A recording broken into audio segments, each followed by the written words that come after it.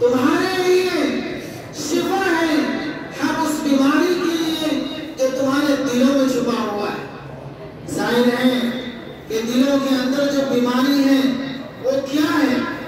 ایک تو ظاہری بیماری ہے جس کے لیے ہم قرآن کریم کا استعمال کرتے ہیں۔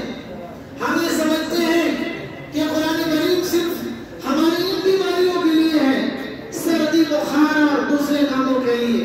اس کا اصل یہ مقصد ہے جس کو قرآن کریم نے بیان کیا ہے کہ نہیں، اصل تو تمہارے دلوں کے اندر جو مرض ہے، جو روگ ہے، جو بیماری ہے، اس کو دور کرنے کا ہے کہ یہ قرآن نازل ہوا ہے۔ اور وہ مرض کیا ہے؟ وہ حسد ہے، بغض ہے، تکبر ہے، انانیت ہے، بخل ہے۔ یہ بہت ساری بیماریاں ہیں جن کو ہم بیماری سمجھتے ہی نہیں۔ اور پھر دوسری طرف اس کے قرآن کے نقشے کو بیان کرتے ہوئے قرآن پھر بیان کرتا ہے کہ دیکھو اس کی مثال ایسی ہے کہ جیسے ایک انسان کا دل سخت ہو چکا ہو، تو اس کی مثال ایسی ہے کہ سخت چٹیل میدان پہ اگر بارش ہو تو اس بارش سے زمین کو کوئی فائدہ حاصل نہیں ہوتا۔ فائدہ اس کے لیے ہوتا ہے جو زمین پانی کو اپنے اندر جذب کر لیتی ہے، اس سے اس پہ سبزے اگتے ہیں، اس میں پھل اگتے ہیں، اس سے اس میں غلے اگتے ہیں۔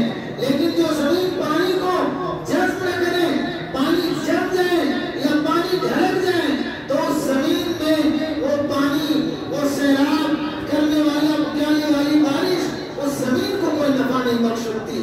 اسی طریقے سے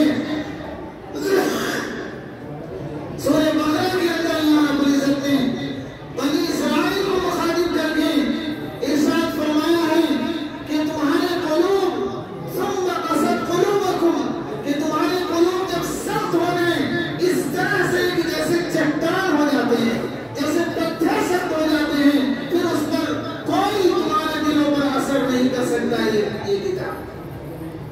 تو ہمیں چاہیے کہ اس قرآن کریم، اس کی معجزاتی جو کیفیت ہے، کیونکہ یہ قرآن جس طرح سے اللہ رب العزت کی تجلیات، اس کے فوائد ہیں اور اس کے واقعات آپ نے سنے ہوں گے کہ موسیٰ علیہ السلام نے اللہ کی تجلی کو پہاڑ پر انڈائریکٹ دیکھا تھا۔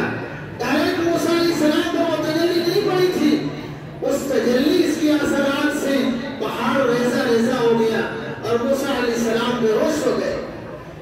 تو جو وہ صفت اور جو وہ خوبی اس تجلی کے اندر ہے، یہ قرآن کریم ایک ایسی صفت رکھتا ہے جو اپنے اندر مقناطیسی کیفیت رکھتی ہے۔ لیکن شرط ہے، دنیا کی کوئی ایسی کتاب نہیں ہے کہ جس کو پڑھنے کے بعد انسان اپنے مذہب اور اپنا دھرم تبدیل کر دے۔